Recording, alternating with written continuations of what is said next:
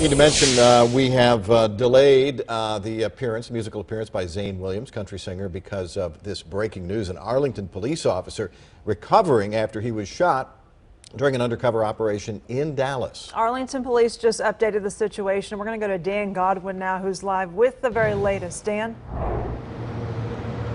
And Lauren, that Arlington police officer who was wounded was part of a federal task force.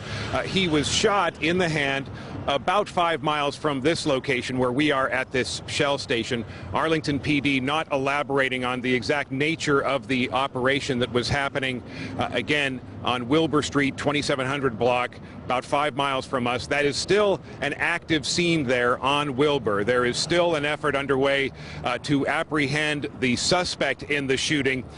We have been told, or we have seen, a number of people being detained at that location for questioning, but SWAT is still on the scene there. Dallas PD, they are still, from what we can understand, still trying to apprehend the suspect in this shooting.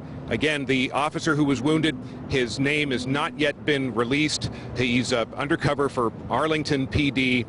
He was working as part of a federal task force. After the shooting on Wilbur Street, he was transported here to the Shell station, then taken by paramedics to the hospital. Now, we're not exactly sure how all of that transpired, the sequence of events, how exactly he got here, whether driving himself or he was driven by other officers. But the best news is at Methodist Hospital, the officer who was wounded is talking to family members, apparently, and other police officers who've come there to show their support. There's still lots of questions about exactly what was going on here.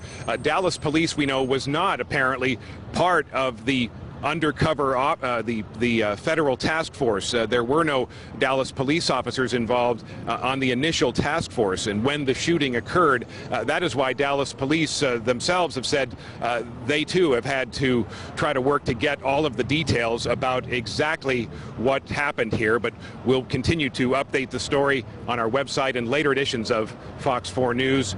For now, this is Dan Godwin in South Oak Cliff. Back to Tim and Lauren. Thank you very much, Dan.